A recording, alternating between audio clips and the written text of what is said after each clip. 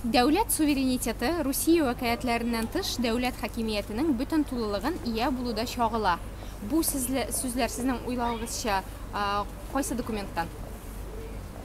Дәүләт суверенитеты. Конституциядан, наверное. Дөрес, кайсы конституциядан? Татарстанныкы инде. Татарстан конституциясе. Әйе, дөрес җавап.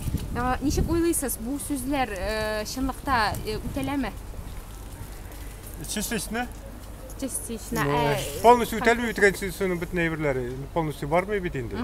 Кайсы күмәкләрсендә, кайсы эшләнми, кайсы нитә. Дәүләттә җир асты байлыклары, су, урман ресурслары һәм башка табигый ресурслар, хайваннар һәм үсемлекләр дөньясы халыкның тормыш һәм эшчәнлек нигезе буларак файдаланыла һәм саклана. Саклана, ничек аңларга инде менә? Менә дәүләттә җир асты байлыклары, бөтен байлык саклана.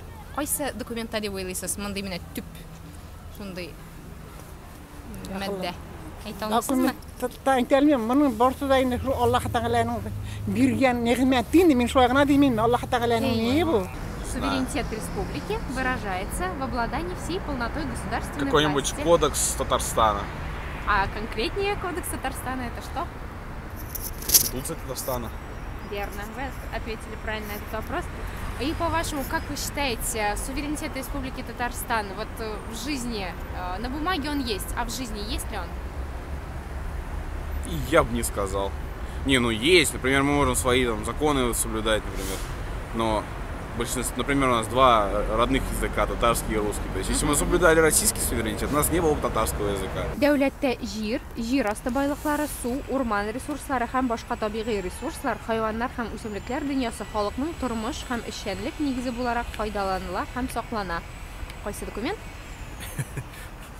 Россиянең конституциясе шулай дип уйлыйм. Татарстанның конституциясе шулай. Татарстанның да шулай ул. Сезнең уйлавыгызча ничек ул байлыклар халыкныкымы? Юк, инде, юк. Кемгә принадлежит? Кемнәр? Җир асты байлыклары, нефть, газ менә, мәсәлән, әйтергә буламы ул халыкныкы дип? Безнең Россиянең конституция буенча частный дип, собственно, менә шулай.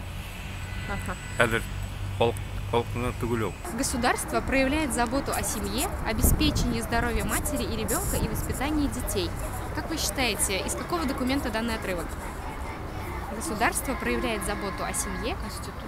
Конституция, правильно. А какая конституция? Российской Федерации. Ага, ну практически. Конституция Республики Татарстан. Да. Ну, наверное, есть похожие там моменты. Да, конечно.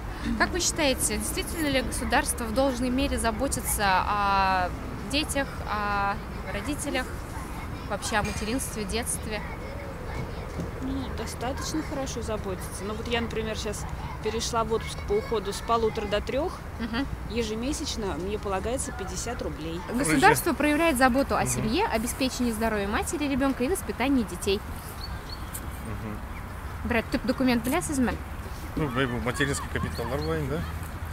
Ой, төп документ. Рабочий кеше мин, документ нәрсә, тракторист мин. Менә минем документларым, менә.